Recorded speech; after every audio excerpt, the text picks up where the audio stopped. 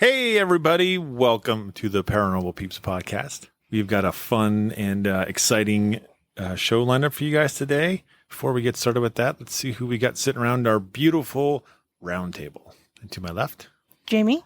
And Elisa. And you guys might already know me by the name of Josh, but I can go by other names too, but we won't use those here. It's supposed to be friendly. That's right. It's supposed to be family friendly. We are going to talk about a place up in Colorado. I think that it's probably on all of our bucket lists. It's on mine. It's on mine. So that makes three of us. Yeah. It's all on our bucket list. And that place is called the Stanley Hotel. Pretty famous place. Has been in a handful of movies. One of them is Dumb and Dumber. Really? Yeah. Yeah. Yeah, it was in Dumb and Dumber. Huh. So while it is most known for being the site or thought to be the inspiration for another movie, it was when Stanley Kubrick did the movie, it was never actually used in the movie. The actual place. The actual place. Right. But it was based upon. It was based upon that, yeah. Yes. Mm-hmm. Which we will definitely get to. In October 1859, a man by the name of Joel Estes and his son Francis Marion were on a hunting and prospecting journey. They were following a Native American trail up the Thompson River to the summit of a plateau. And so as Joel's standing up there looking out down into the valley, he saw a place that was only known to the Ute and the Arapaho, but would later be known as the world-famous summer resort, Estes Park. Nice. Kind of like happenstance in a way. Right. After him and his son got back, they brought their family up there, and they actually only lived in the location for 9 years. And so if you ever get up to Estes Park, there's a large granite marker that's there that kind of shows where the cabin was located. Oh, cool. So unfortunately, his cabin has been, long since gone, Of course. Yeah. which is a bummer. I wish it was still there. That would be cool. Wouldn't it? Yeah. It'd be like going to like Benson Grist Mill. Mm-hmm. That would be cool. That would be cool. So, and then let's like move forward in time a little bit to 1872. And this is kind of how this area gets a little more notoriety in a sense, but also a little bit of scandal comes with it. Ooh. Juicy. So there was a man by the name of Thomas Wyndham Quinn. Wait, two Wyndhams? Yeah, there's two Wyndhams. Because he didn't have enough, apparently. He did not. Like when your last name is Wyndham Quinn, why would you name your kid Wyndham? Because two's better than one? Really like the name. They must. I don't know. They really must. In case like you it. missed it the first time, we're going to throw in another Wyndham right here. Right. He's also better known as the Earl of Dunraven. So he's actually royalty over across the pond. And he was kind of out in, the Americas on a big old hunting trip.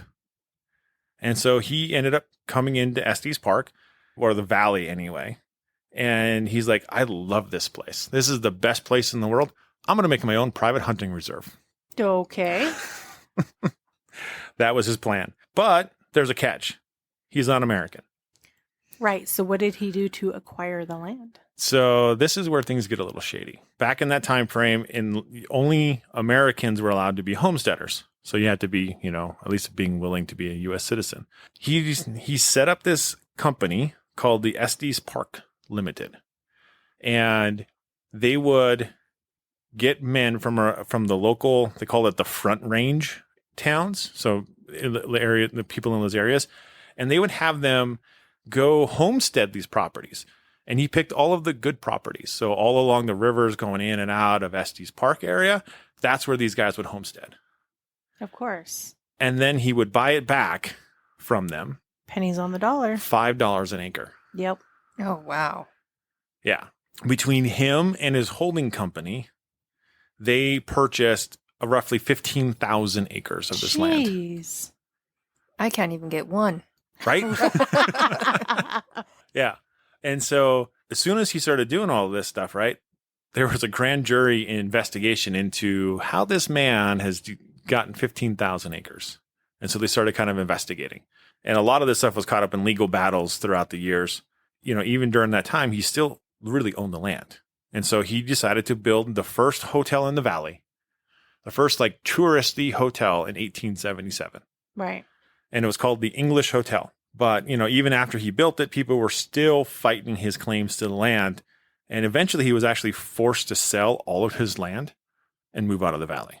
And at that point, why don't you just become A U.S. a U.S. citizen if you're going to live here anyway? Well, because if he is the Earl of Dunraven, he's in line to the throne. So he's like I'm royalty. I don't want to be with these silly colonizers. So he just had enough money to do what he wanted. I think he was Irish royalty is what it was. So he had a bunch of Irish friends, and he basically wanted the land so he could have his own place to hunt with all of his little Irish friends. Yeah. Which in today's standard, right? It's like, yeah, sure. Let's hop on a plane. Let's fly into Denver, Colorado, take an Uber up a couple hours, and there you are in Estes Park. But expensive Uber. It's expensive Uber. But now, but then, there's no planes. So you take a boat across the Atlantic, hop a wagon train across the country. It takes, it's like, well, that was 4 months to get here. Right. I know. Yeah. Like, why would you? I don't know. Yeah. Honestly, I think it was just a giant power grab is what it comes down to. For sure. And there was a lot of that. Oh, yeah. Absolutely. And so this brings us into I wouldn't say modern era, but it's more kind of what we know today. And we get into Francis and Freeland Stanley. As you can guess, this is the hotel that these people are named after. Mm-hmm. They were twin brothers and also inventors. What made them their fortune is so back when you took a picture, right? The people would have to sit still from anywhere from half an hour to like several hours. Oh. Can you imagine no wonder nobody smiled. Right? I'd be grumpy. Exactly. That's why dead photography was so easy. Yeah.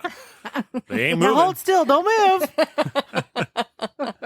And a lot of it was because the chemicals that had to mix and to make the image, right? Yes. And so they actually developed a process where they could do some of this pre-mixing on the glass first. And so they actually got it cut down from several hours to just minutes. Yep.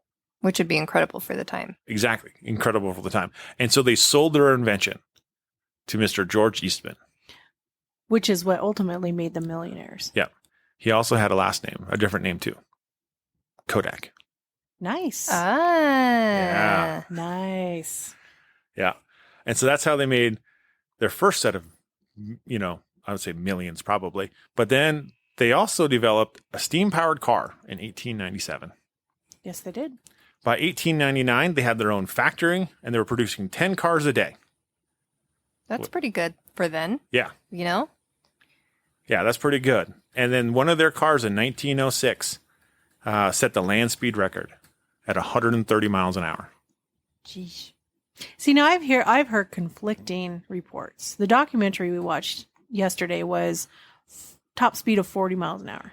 Yes. Then I read another thing that said 127 miles an hour. Well, I would think that most people probably drove 40 miles an hour because, there was no cab. It was open. And, you're controlling the steam, and that's what's powering your engine. Well, right? no seatbelts. Yeah, there's no real seatbelts. And let's face it, if you're driving on the cruddy roads that they had there, I wouldn't want to go 120 miles an hour on those. Not in that little car. You have those crazies. You do. But the land speed record was set on a Florida beach. Nice. So they kind of had an open area, and it's like, hey, they got straight shot, let's go, type of deal. What made their car kind of popular, because they were competing with Henry Ford at the time. Right. But their car was $300 cheaper Nice. than the Model T. Yeah. If you remember from the movie Cars, remember Liz from Cars? Yes, old Model T. Who was her husband? Stanley. Named after the Stanley car. Yep. Oh, I didn't realize that. That's cute. Yeah. Yeah, so they had all varieties of steam powered vehicles after that. A little bit off topic, kind of. Didn't they have wasn't there a carpet cleaning thing called Stanley Steamer? Yeah. I seem to vaguely remember a commercial with a little song about Stanley Steamer, like yes, I remember cleaning, it. carpet cleaning.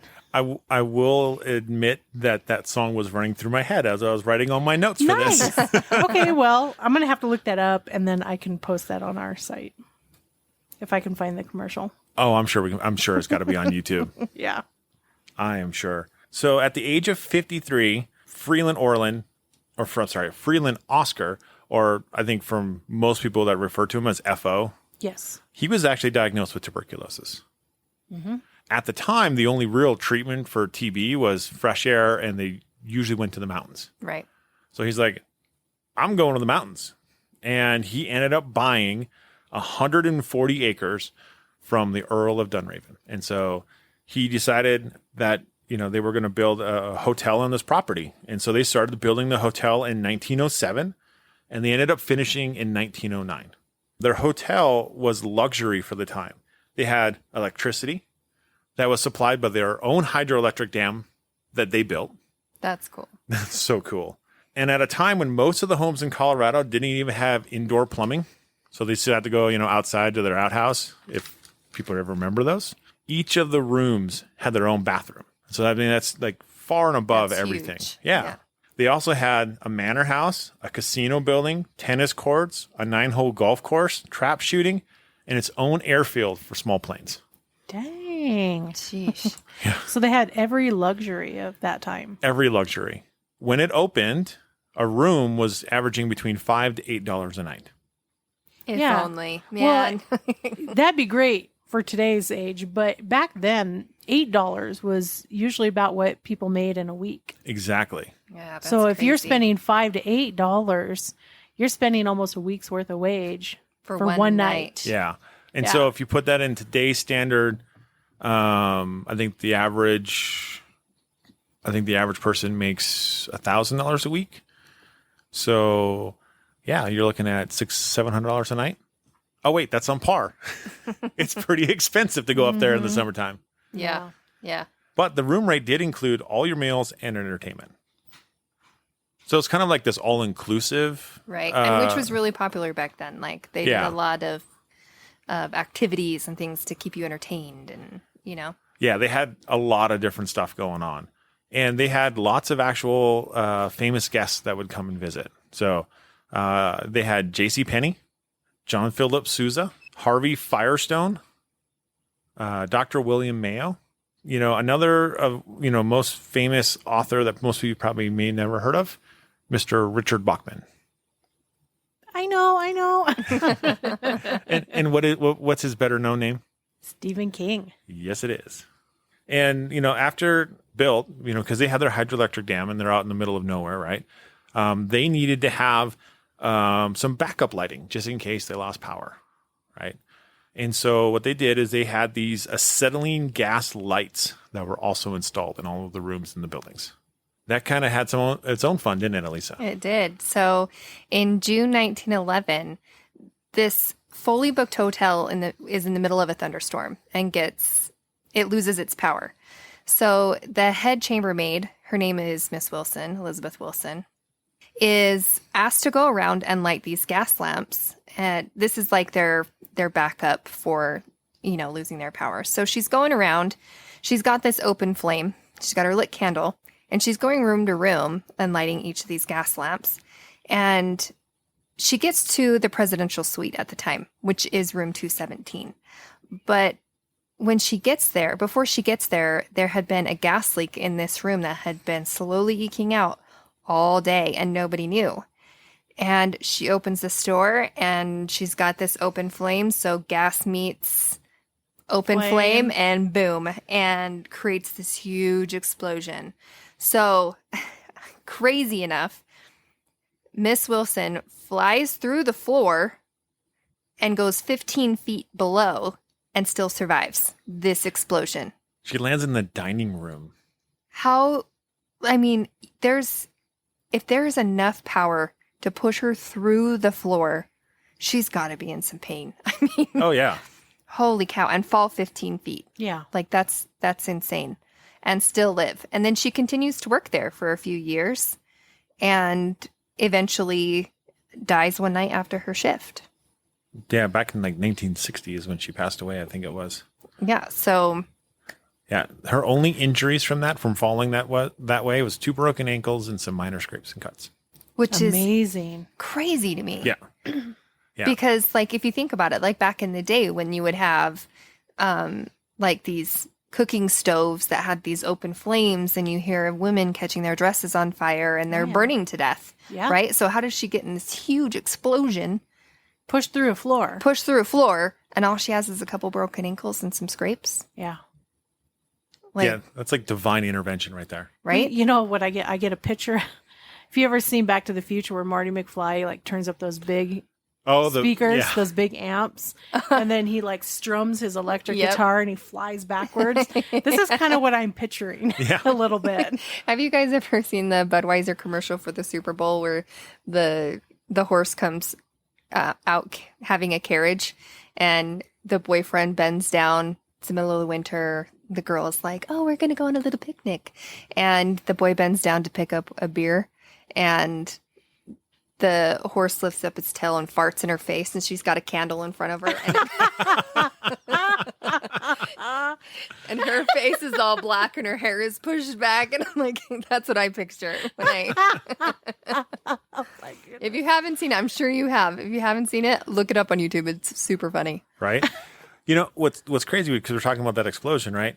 It was so strong that it blew off parts of the front of that wing, and they landed a half a mile away.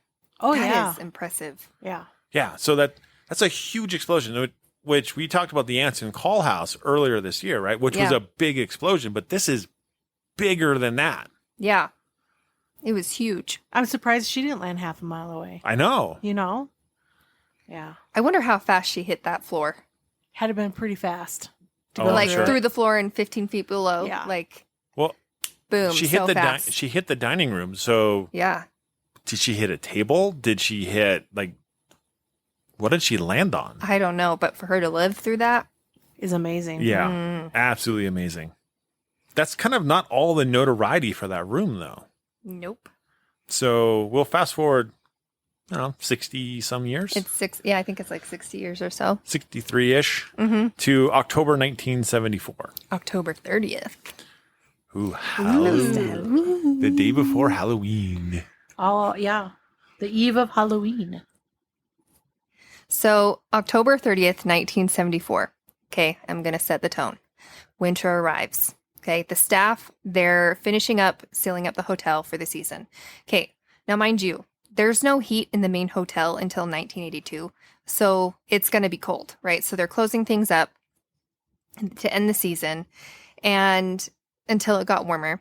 But here comes this family. There's a big old snowstorm, and this family has to come into the hotel just to find some safety, right?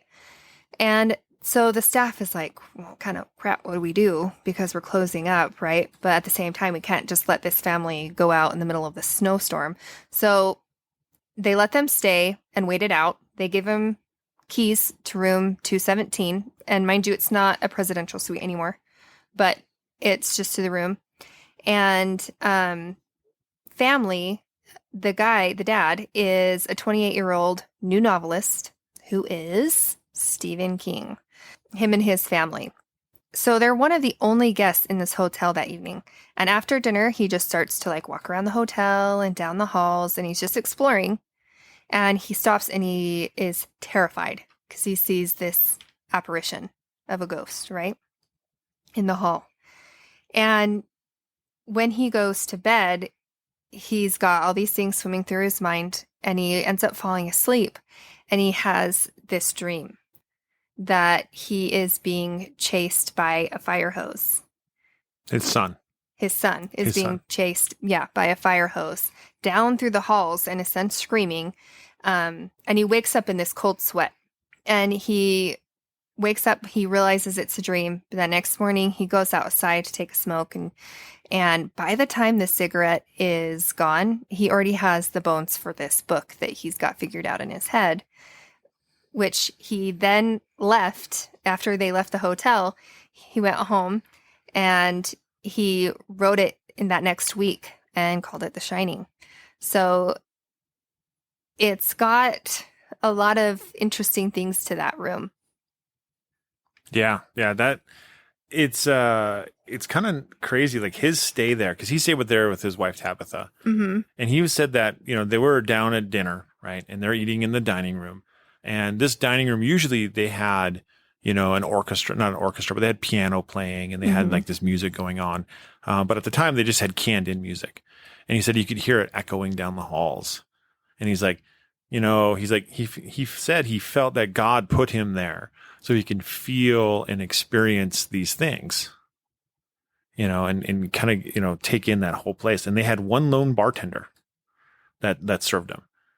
And so like, imagine being in this giant 400 room ish hotel and being the only ones there. The only staying. ones. That would be so cool. Yeah. It would be super neat, but, and during a storm, I'm in. Let's go now. yeah, let's go now. Yeah, and then of course, like we all know that Stanley Kubrick made that into a major motion picture, which I remember watching when I was 6. That seems to be kind of your theme here. Every like scary movie you watched when you were about 6. I know.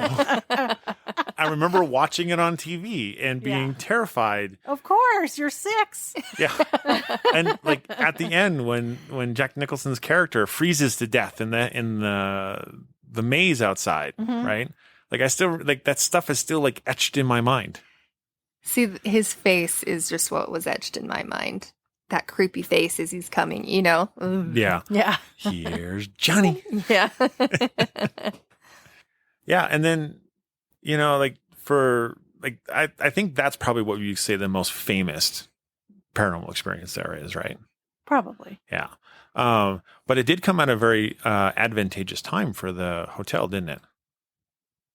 So back in that time, right, the hotel was kind of on its downslide. Oh, it did. Yeah. They say that, that Stephen King's book, his stay there and then leading to the book, The Shining, that actually brought the hotel back to life. Yeah. And they celebrate it every single day. Yeah. So and I don't know if they do this now because technology has advanced so much, but they used to have it on loop. They'd say like channel 42, it's on loop. So you can watch it anytime you want. Nice. Oh, wow. Yeah, why not celebrate it, right? Oh, yeah. Yeah. I mean, that's what's brought it so much attention. Oh, yeah, definitely. Yeah, to this day. Yeah, because they were saying that, it was in disrepair, that they're having a hard time keeping up with the repair and the maintenance of the building. Well, and in the movie, it's a different room because they didn't want to have it be the room that he was in, because the actual room that he was in, because they were worried that people wouldn't want to stay in there. Now look at it now. Now it's like everybody's requesting. Everybody wants that room. Yeah. And wants to stay in that room. That's probably the most expensive room in the hotel. Oh, probably. Right? Second most expensive. Second most expensive Is room in the hotel. 401 the most expensive? No, the most expensive is a 3-room villa at $1,000 a night. Ooh. If you do want to stay in this room, in room 217, it will cost you a minimum of $569 a night. Most of the time it's booked up months in advance. So if you can't see it online, you need to call them directly to book the room. Yes. So it's a pretty popular room, which, you can thank ghost hunters and Ghost Adventures. And all sorts of people that have gone there and stayed there Yeah. and recorded their videos. Yeah. So it's not just that room that's haunted though either. There's lots of paranormal activity that happened in that. They get a lot of different places there that has paranormal experiences. Anywhere from bed shaking to dissembled rooms, like lots of stuff that we're going to go over. So it's going to be fun. Yeah. And I think we'll start up on probably the most haunted floor of the main hotel to start, which is floor 4. Yes. Before we even get any of the rooms, some of the stuff that's been noted on the 4th floor is they hear a lot of like kids playing and running up and down the halls. And balls rolling back and forth. Yeah. And one of the reasons for that is when the hotel was there in the early days, they allowed children to stay in the hotel because it was mainly a family hotel style. But when the weather was really junky outside, all the kids would go up on the 4th floor and play on the 4th floor. And so that's why I think that you get a lot of this kid activity up there, is because that's where all of the kids would have fun, and all this energy got, embedded into the halls. And isn't that where Stephen King saw the ghost? Yeah, I do believe it was on the 4th floor. So, and I know that there's a boy that's usually seen with a blonde female spirit too. So I know that there's a little boy and a little girl. And the thing that they say is that they have a red ball that is seen like rolling down the hallway, like it's being tossed between the two kids. All I can hear is, come play with us. Well, didn't it used to be an attic up there? Well, and I've also heard that that the kids were children of the maids that would work there. So yeah, it says that it used to be, the 4th floor used to be a cavernous attic, and later it became lodging for female employees, children's and nannies. Yeah. Children and nannies. So yeah, the kids go play in the attic. Yeah, so and then it says, could it be that the Grady twins are more than a fabrication of King's macabre imagination? Oh, You never know. No, and that's true. Like, there could be some solidity, solidarity in that. Mm-hmm. You got kids that are coming there from workers and stuff like that are playing, Mm-hmm. or someone could bring their twins with them. So what room do you want to go into first? 401. Let's go. The room that I want to stay in. So this is supposedly the most haunted room in the hotel. And one of the stories is this guy, he was staying in the room and goes to bed, takes off his wedding ring. And a couple hours later, he said he saw this man come into his room and he picked up the ring and then just walked through the closet door. And later he was like, what the heck? I'm sure he was thinking that at the time. And then he goes and opens the door, but there's no ring. He never got his ring back. He could never find it. Thief. Yeah. No kidding. And so ghost hunters went in there, and Jason's like, I call this room, right? Which I totally what I would do. And as he's spending the night in there, he's just got his camera rolling. So you're watching it as he's sleeping, and at 5:30 a.m., he has a glass cup on his nightstand, and it breaks from the inside out. So there's like a chunk of glass that falls out onto the nightstand, and the whole cup is just cracked. And there's nothing that would have done it. I mean, Right. It didn't even like move or anything. It just cracked. And then the door to his closet opened. So you hear it go, "Rrr." So he gets up and he moves his camera and he's like, guys, I don't know what's going on, but I'm not drinking out of this cup anymore. And just turns the camera to where the closet is, because that's where this is all happening in this one strip, and goes back to bed. I don't know about you guys. I would just be sitting in my bed waiting for something else to happen. Right? Right? I He would just is too. like, whatever, I'm going to go back to sleep. So he goes and he goes back to sleep, and 11 minutes later, because you can see it on the recording, 11 minutes later, the door closes and there's tons of like thumping and banging coming from the closet. And so he goes back to the recording and he's like, I don't know if you guys can hear this, but there's tons of stuff going on in that closet. So then Jason and Grant go back there for a second time during their Halloween live. And they're sitting in between the bathroom and the closet. And they started hearing piano music. They can hear the music. But there's obviously nobody playing the piano. It's the middle of the night, right? Right. And they go into the bathroom and they can hear it, but that's not where it's coming from. They don't know where it's coming from, but they could hear it the best in the bathroom. I wonder if that's because of the pipes and things, just sound can travel along those pipes. Yeah, I don't know. That's very possible. But I think they rented out I think they had the entire Stanley Hotel to themselves. Yeah. So unless someone was downstairs playing the piano. Which I highly doubt. Yeah. Yeah, I But- doubt it. But yeah. So an interesting room. I would want that room. Yeah. The spirit that is said to haunt that room, though, is Lord Dunraven. So they suspect that he feels entitled to the land and to the property because that was his. Mm-hmm. Well, yeah, and he's the one that built the first hotel on the property. Or not in the valley. in the valley. yeah. Right. Yep. But so then here's this other hotel, this Grand Stanley Hotel. And if he felt like it's built on, In your land, yeah. in his land, I wonder what he if feels anybody's- entitled to. I wonder if anybody's actually seen him.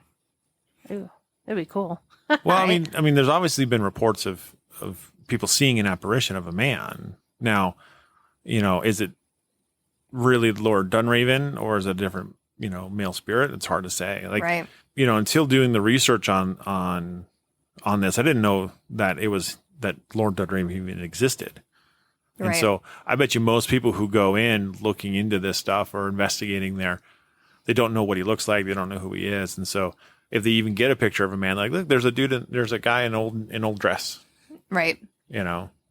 So what other rooms do you guys know on the 4th floor? 428. Yeah. 428.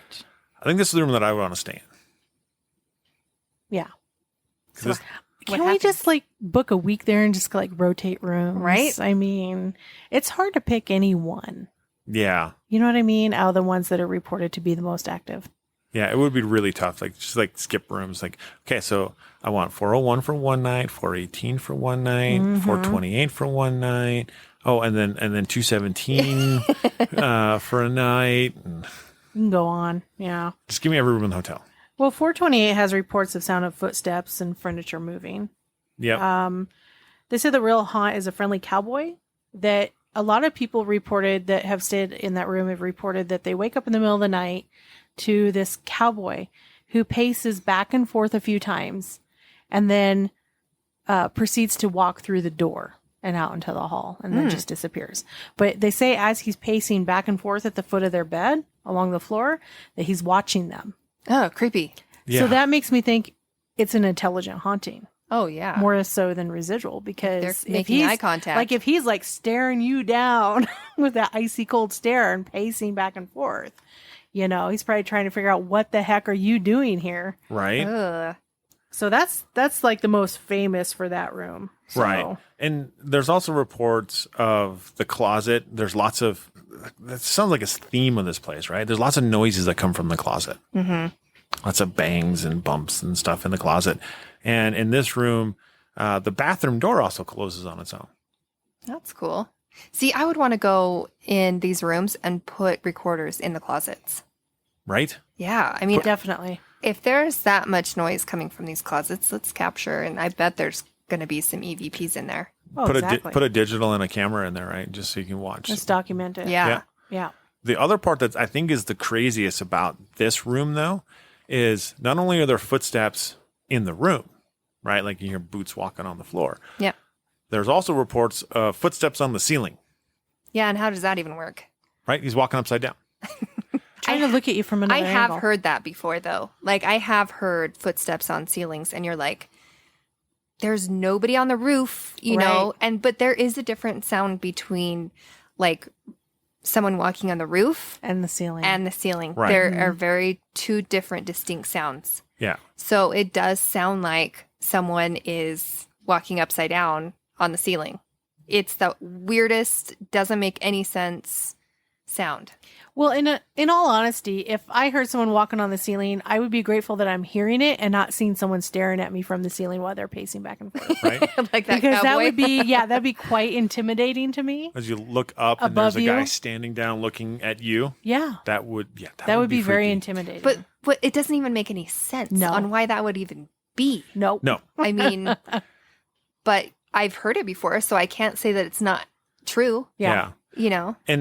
And the one thing to note is that fourth floor is the top of the building. Yes. And 428, where it's located, it's in a gable. Mm-hmm. There's a small little gable window, and that's the big window for the room. And so there's nothing above it. There's no crawl spaces up there. There's no animals. They even went up there and looked to make sure there's no raccoons or squirrels or animals getting up there to cause these noises. And there's nothing up there. No Yeah. animal messes or nothing. So they're like, yeah, this is truly something odd. Yeah. Well, and they say it doesn't sound like scurrying. I mean, unless you got like a raccoon or a squirrel wearing boots. I know, because that's a different sound. It's a whole different thing. Hey, Yeah. if a cat can wear a pair of boots, why can't a raccoon? Still wouldn't be the same. You don't got the weight behind it. That's But true. they say that, they say over the years there's been like, lots of cowboys that have like stayed a night or two at the Stanley, but there's no reports of like anybody dying there. But they said that to those that know their Estes Park history, they believe that it's the spirit of a guy named Rocky Mountain. They called him Rocky Mountain. Jim Nugent was his name. Okay. So, do you have any information on Jim Nugent? The only thing I have is that they said he mostly will appear to women, and he usually gives them ghostly kisses. Oh, so I don't know where. I don't want to know where, but that's what he said. What they say he does. So you got goosebumps. I got goosebumps. So it's funny you bring that name up, right? Yeah. There was one man who Lord Dunraven had a feud with, and it was Rocky Mountain Jim.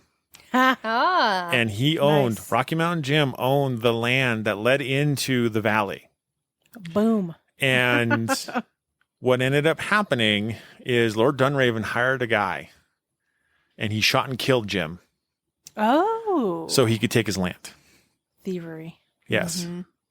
And so if it is Rocky Mountain Jim haunting the 4th floor of this hotel, on the same floor that Lord 428. Yeah, up on 4. on the same floor that Lord Dunraven is supposed to haunt. Ooh.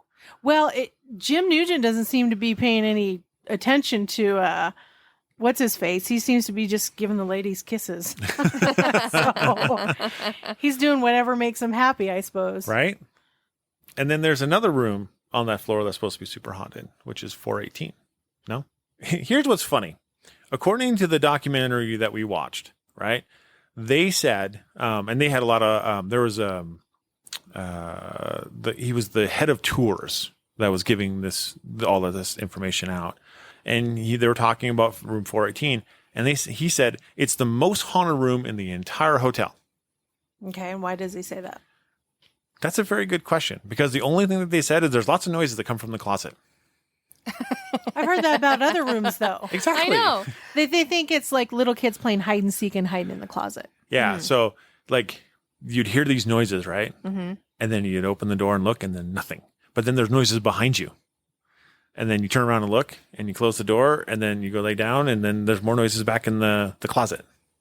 Ooh, playing games. Yeah. Kind of like Marco That's Polo. cool. And, and they said, 'cause, and this documentary was shot back in 2014, right? But, he said, like, when they were shooting it, like, the night before that they were there, they were holding seances and other stuff in the hallway. And that's just the guests. There's not, Oh, wow. it's not the hotel sanctioned paranormal event. Right. It was just guests in there holding their own 20-person seance in the hall. Oh, my. So obviously, There's things that's going to be conjured up for sure. Yeah. oh yeah, for sure. But it does show to the claims of how active that 4th floor is. Yeah. And I even have one more room too. Ooh. So in room 412, they have reports of the bed shaking while you're laying in it. But there was a couple that was staying in that room for a Halloween party that the hotel was throwing. And when the woman came back to the hotel room, she came back by herself, and she just started freaking out and screaming and yelling like, "Help, get it away from me." And she was screaming so loud that it woke up the neighbors that were sleeping in the other rooms. And she said she felt like she was being possessed when she was in there. So she's like, "Get it off of me," or "Get it away from me," because she felt like it was trying to possess her body. So ghost hunters went in, and Steve laid on the bed, and one of the other hunters was like, "Dude, there was a shadow that was just on the side of the bed." And he's like, "No way." So he kind of sits there and he's feeling around, and he feels this cold spot. And then later, Steve goes back over and sees this black shadow that just goes across the side of the bed in the same spot that the other person saw it. So they got their EMF detector out, and EMF stands for electromagnetic field. So they get this big spike of 4.2 and they put it on the pillow on the bed. That's high. which is huge. But the thing is, it kept fluctuating. It kept changing. And so it was like if they would put it up, it would go back to 0, put it down, it would go back to 0. So it was like concentrated in this one area, which they found a lot in the hotel when they would do these EMF sweeps, that you would find it concentrated, self-sustaining and floating EMF, high EMF. And they didn't find a reason for the high EMF? Mm-mm. No, they went over to the lighting. They didn't get it. They went over to the lamps, the outlets, things like that. But no. Wow, that's pretty cool. Because Ghost Hunters has been very good about finding sources of EMF. Yeah, and debunking and yeah, they're really good about that. So do we have any more haunted rooms on floor 4? Nope. Should we go down 2 more floors and go down to room 217? Of course. Lead the way. All right. That one is an interesting room, right? Because people there have reported like going to bed and waking up and finding their clothes organized and their shoes put back in order and like their stuff being put nicely together. Yes. Yep. That would be nice. Right? I'm in. And they believe that Elizabeth Wilson is the ghost that haunts room 217. Yeah.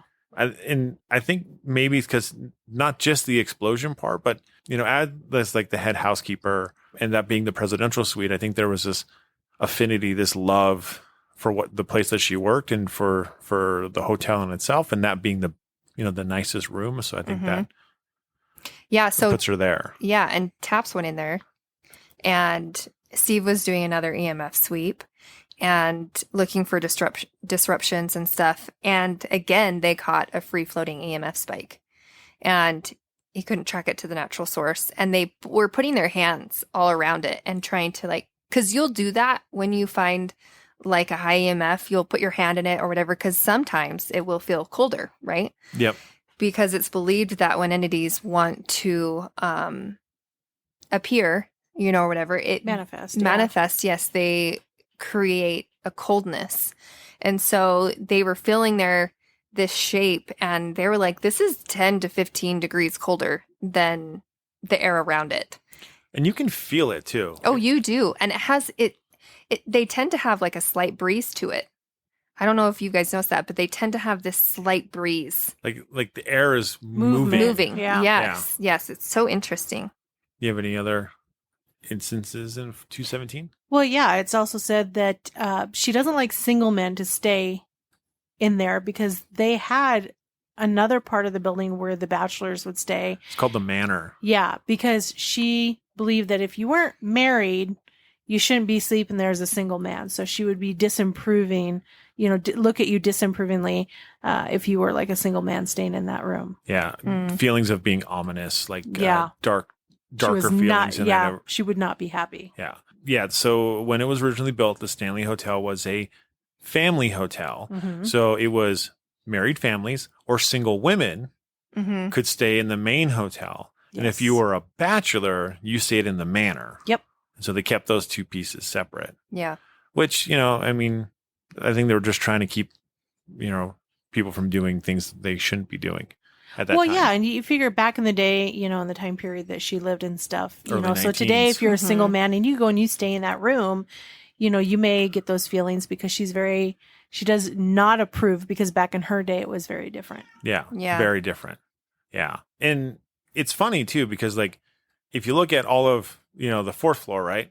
They're all very active rooms. Yes. Right. And they're listed as the most haunted in the hotel. Right. But it's room 217 that garners all of this attention. Mm-hmm. And it's actually now not the presidential suite. It's the Stephen King suite. Mm-hmm. Yep. And so I think really it's because of the name that garners so much attention for it, not the activity. Right. So do you have anything else for the main hotel for hauntings? No? I don't think I do. Okay. So which one of the outbuildings should we go to? Let's touch on the ice house. The ice house. Yes. So it's where they would fish? Not quite. So, before indoor refrigeration, how people would put like blocks of ice in their little cooler chest or whatever to keep their stuff cold. Well, so the Stanley Hotel had an outbuilding and it was to house the large blocks of ice to keep all the things that needed to stay cold, of course. It's since been remodeled, though, into a museum, and it actually contains some of the original Stanley steamer cars in there. Oh, it's so cool. But it's reported that there are 2 spirits that have been seen inside that building. It only really lists one that I have here. It says Billy, who is a shy kid that shows up as a blurry image in photographs. Okay, so just a blur. Just kind of like a blurry outline of a person in a photograph. Do they know who Billy is? They don't say. And I didn't really go and try to look up any more about it either. I ran out of time, so. Well, and I mean, we know that with spirits, right? Because they can be transient, they might have zero attachment to the hotel. Absolutely. What else you got? So I actually have something in the manor hall that I forgot about. Oh, perfect. Let's go to the Manor Hall. Okay. So in the manor hall in room 1302, housekeepers have a really hard time with this room. One maid had just finished cleaning up the room, and she stepped out into the hallway to talk to the head housekeeper and to have the head housekeeper, check the room, make sure it's good to go. And she opens the door, and all the lamps are on the floor, and the pictures are off the walls. But they were right outside the room the entire time and didn't hear anything crash. Weird. So a ghost tossed the room. Tossed the room in a matter of like a minute, right? With no minute or sound. two with no sounds. That's crazy. Mm-hmm. So again, Ghost Hunters goes in there. And they are feeling like uncomfortable when they go in there, like they're being watched. But they go in there and set up, and Tango started, because he was feeling uncomfortable, he asked to have it make its presence be known, right? And Grant was sitting at the table, and he was changing out his tape for his recorder. And he asked the cameraman to come over and like light up the room because it's dark, right? So he has him come light up the room so he can see what he's doing. And right when he does that, they're doing it for a couple of seconds, and all of a sudden the table and the chair lift up. Like noticeably. Yeah. Noticeably lift and Yes. just kind of, I don't want to say crash to the ground because it's not like it like fell or anything, but dropped. it landed hard. Yeah. So you heard it. And so Grant was like, I gotta hurry and start recording, right? But he's so shaken up by what he saw or what he felt that he can't even put like his tape in because he's shaking so bad. Yeah, he's fumbling with He's it. fumbling around with it, trying to get it. Yeah, they said it dropped. It lifted 3 to 5 inches and dropped. Yeah. I mean, that's an impressive. That's a bit of a drop. Yeah. Yeah, because in general, like, like we've been to places where it's like you feel taps on the table, Sure. Yeah. and things like that. But nothing where it's a significant lift and drop. No, That's impressive. super impressive. So, and also underneath the hotel, Jason and Grant were walking the tunnels underneath. And The tunnel. There's only one tunnel left. yes, so the tunnel. They find this separate little entrance that's like 3.5 feet high. And they're like, let's go. Let's go. What is this? I don't know. Let's go. So they go in, and again, they're feeling the creep vibes, and they start hearing like this faint piano music. And you're like, do you hear that? Yeah. And then they hear a woman very audibly say, hello? And they're like, holy crap, did you hear that? I thought it was a little girl. Woman, girl.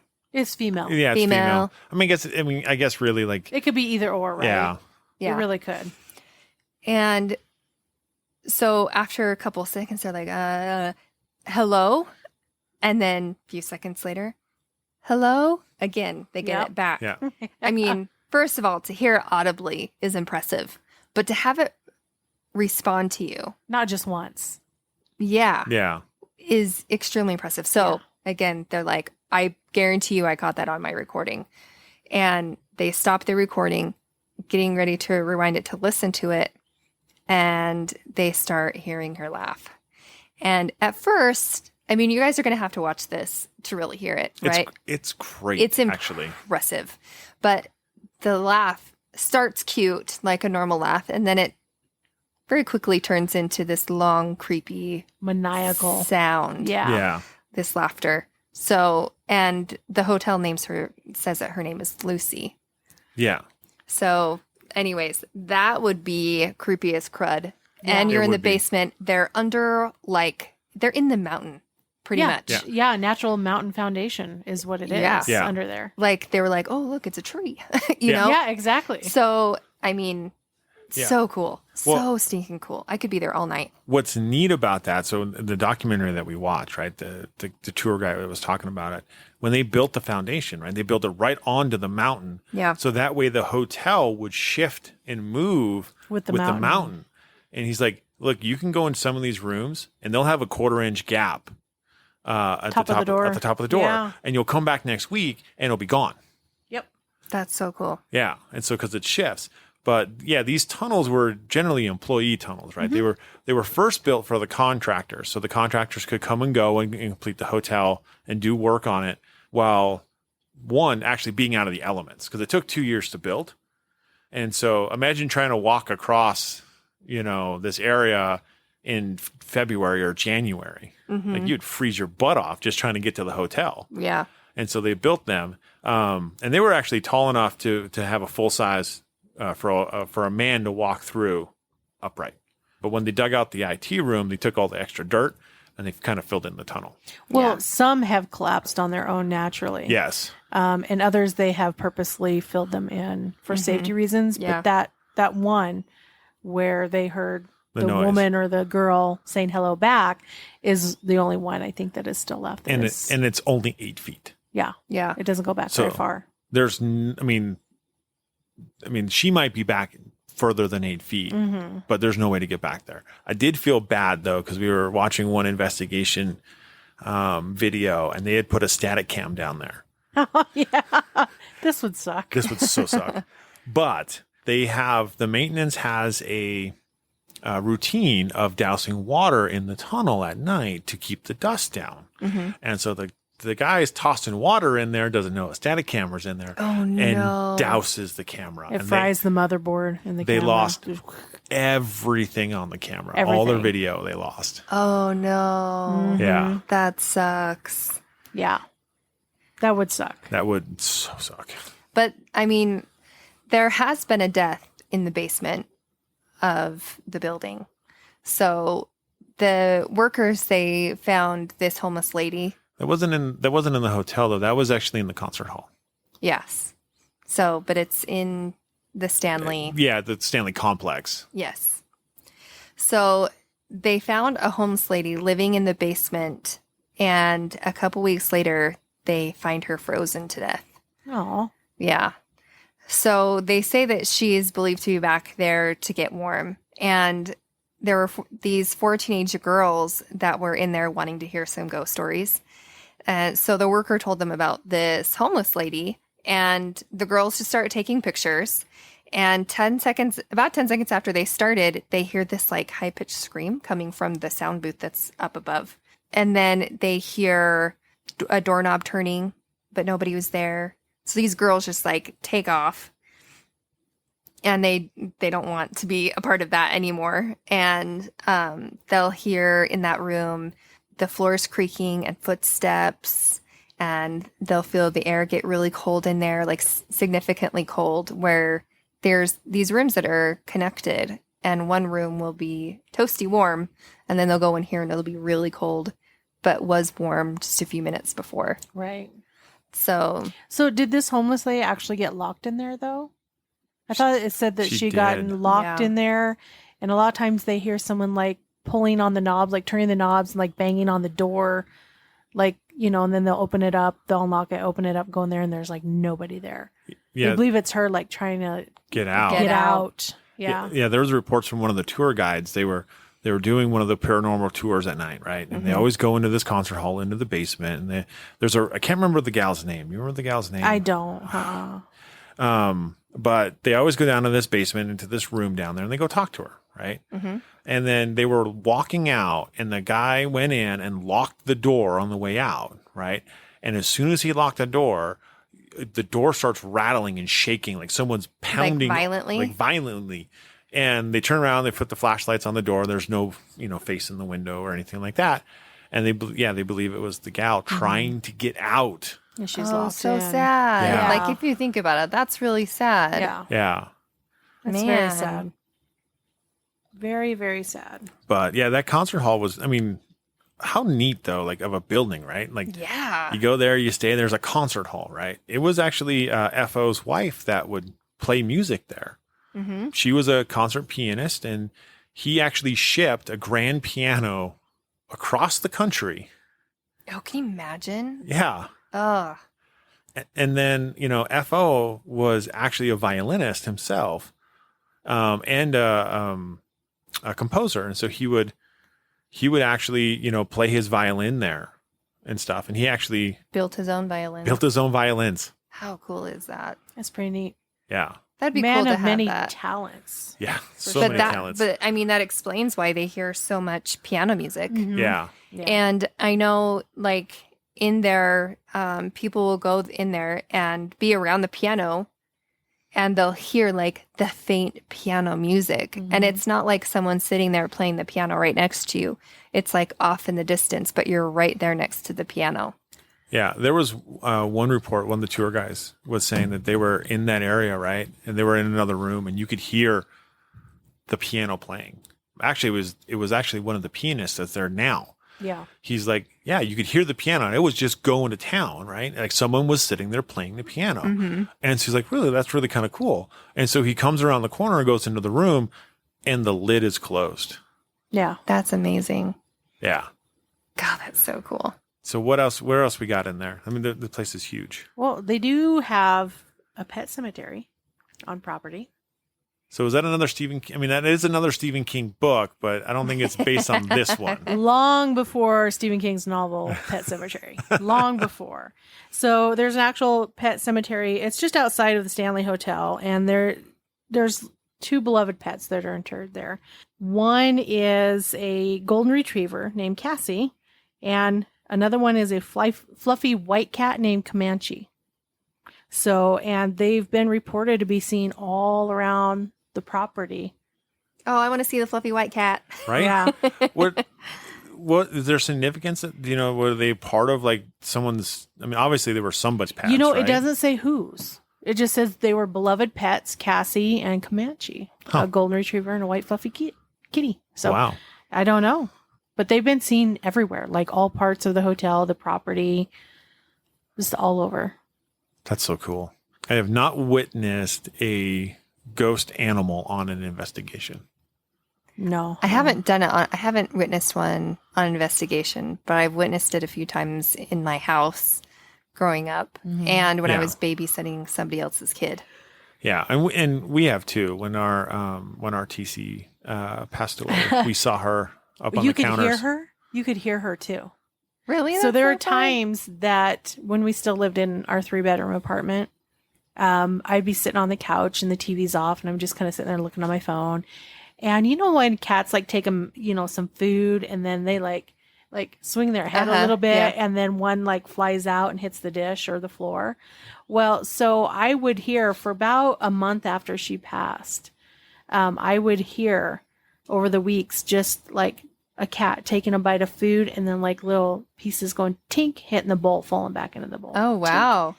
Yeah, my house growing up. So I had a big white fluffy cat named Fluffy, but he was alive, right? And we had this in our bathroom. We had this cup full of water that Fluffy would drink out of. And we just fill it up every day. But my dad would wake up early in the morning to like at 4:30 in the morning. He'd go to work, and he would be in there, and he would hear a cat licking, like drinking that water, but Yeah. there's no cat there, right? Like Fluffy was in my room with me sleeping. Right. And then I started experiencing it, and I was like, Dad, I actually like heard a cat drinking this water. Yeah. He's like, I've heard it too. Oh my goodness. That's so cool. Yeah. That is awesome. That is awesome. What else you guys got for haunted places there? Well, I had a little bit more on the underground caves. Oh yeah, go ahead. I just saw it. So they believe that there is a employee that kind of lurks down there in those underground caves. So it was obviously, years ago used for employees to get back and forth. And current employees actually say that they smell like the smell of home baked goods that linger down there in the tunnel Oh, that's random. with no apparent source. They're like, there's no way, right? Yeah. Big bread. But they're smelling this. In this dirt tunnel. Yeah. So, but they're attributing it to this pastry chef who worked for the Stanley Hotel when it first opened. They say there's also like a gray cat that they seen stalking around with bright green glowing eyes. So they don't know, like, this cat, like, they're not like it's not like a pet of anybody's or anything. They just think it's a random cat that when the tunnels were open, somehow got in and just kind of would roam around there. Well, I can imagine that there were probably a handful of cats running around the property just to catch mice. I was going to say, I'm sure the owners actually probably had a bunch of cats out there. Yeah. So Yeah. that they wouldn't come in the hotel. Yeah. Yeah. So we also have the hedge maze. There's actually a hedge maze there? Yeah. So basically, there was an open area in the front of the Stanley Hotel. Yeah. Okay. And it was originally a long driveway, and they used it for the Stanley steamers. Like, they'd promenade them up and down for guests to enjoy the views and stuff. Okay, up and down this long driveway. That'd be so cool. That'd be cool. It's no longer there because in 2015, it was replaced with a hedge maze. They held like a competition where they chose the design from 300 global entries for this hedge maze. Wow. So it was done to connect the hotel to Stanley Kubrick's film version of The Shining. Yeah, I was going to say, because at the end, when he dies, he actually dies in a hedge maze. Yes. So that introduced the suspense-provoking hedge maze. Ooh. So in the King's novel, the lawn of the Overlook Hotel was adorned with topiary animals, right? Yeah. A bunch of them. So while no specific ghosts have been reported inside that hedge maze, people tend to get panicky and have trouble breathing while they're trying to navigate and find their way through this maze. So there's no real paranormal reports there. I wonder if it's not something that's involuntary, right? Because they're tying The Shining and the intensity that's my to thought. it. You have that in your mind going into this maze, knowing that, it was based off of this hotel. Yeah. And so you're already a little probably nervous. And then you get in there and you panic. You could do like Bart Simpson did on their little whole take on The Shining and all that. You can just take a chainsaw and just, That's a hedge clipper. whatever. It looked like a chainsaw and just like cut circles out of each piece of the hedge and just walk on through. Yeah. Shh, boy, you want to get sued? Oh, because they called it The Shining? Yeah, it's The Shining. No, it's The Shining. Shush, boy, you want to get sued? Yeah. That's kind of a fun little Halloween episode. Yeah. You have any other places? Well, so the vortex. So it's okay. So the stunning staircase of the Stanley. I don't know if anybody's ever seen like pictures of the staircase. It's absolutely gorgeous. So the staircase between floors in the hotel's lobby has been dubbed the vortex. So it's a tornado of like spiritual energy, they say. Sort of a paranormal portal for all the ghosts that visit the hotel. So I'm guessing they must come and go through this, like this is their subway. To kind of getting off here, get on here. And I guess it makes sense though. Like the grand staircase would have been the lead in and out for all of the rooms. Well, yeah, between all the floors, the entryway, all that. So the guests report cold spots, a dizzy feeling on the stairs, as if something has just walked right through them. They say they get like this cold feeling, they get dizzy. So orbs and distortion have been caught on camera. Yeah. And then it says Mr. and Mrs. Stanley have even been seen hand in hand, watching over the hustle and bustle from the grand staircase. Oh, that would be cute.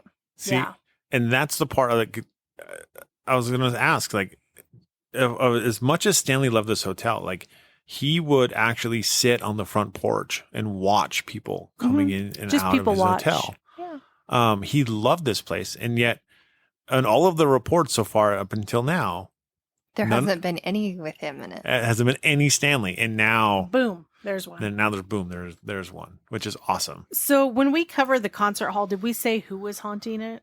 No, I asked the name and we Mm-mm. weren't sure. You have a name now? So we already know it was built by F.O. Stanley as a gift for his wife, Flora. Yep. So the stage features a trap door, and it was used for theatrical entrances, exits, and what have you. So the lower level once housed a 2-lane bowling alley. That's cool. The hall underwent extensive repair and renovation in the year 2000, but it is a favorite spot of Flora Stanley's, apparently. She's been known to play the piano well into the night. So maybe this is who's behind Yeah. playing it. So another spirit they said that's very fond of the concert hall is Paul.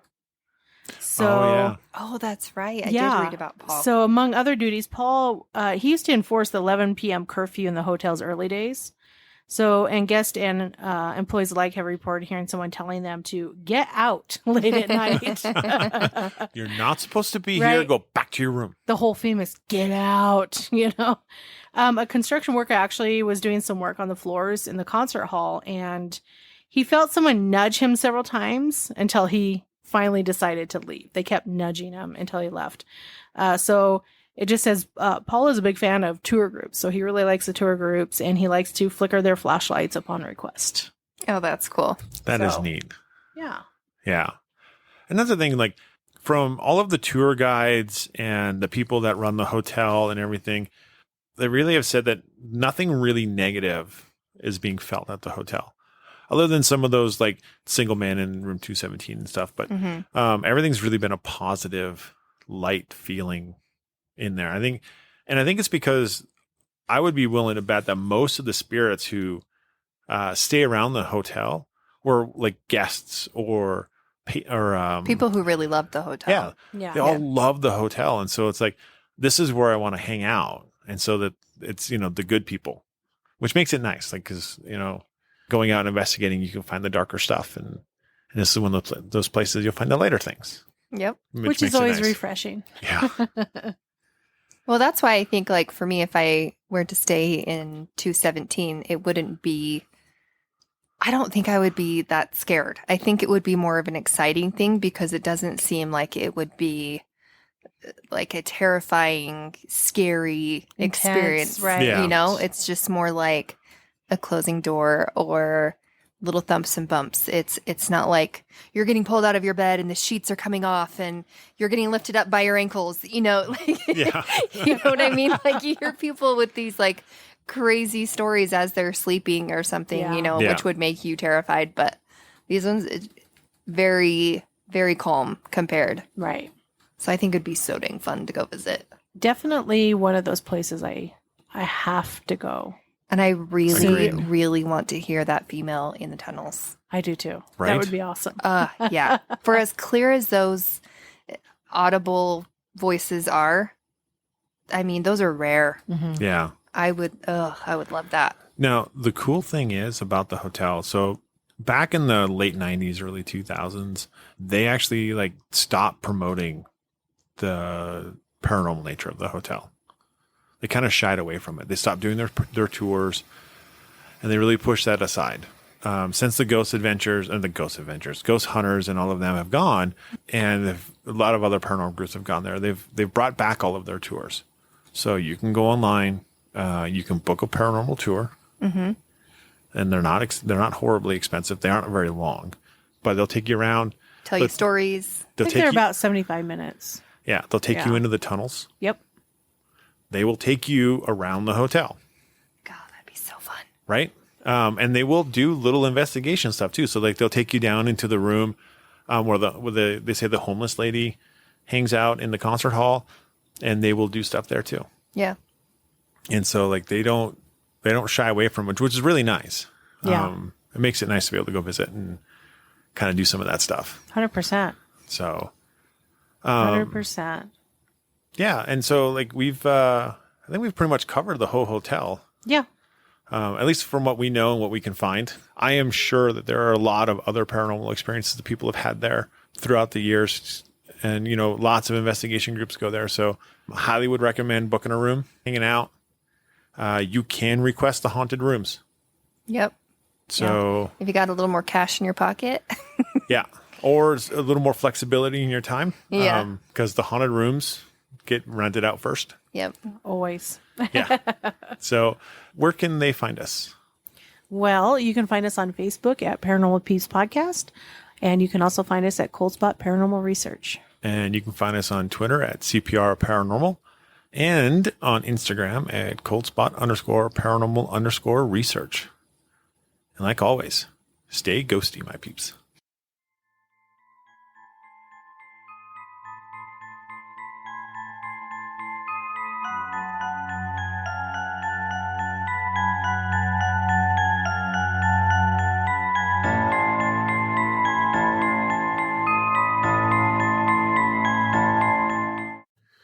Thank you for listening to the Paranormal Peeps podcast.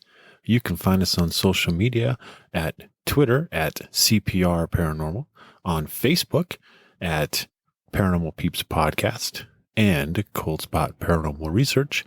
And you can find us on Instagram at coldspot_paranormal_research.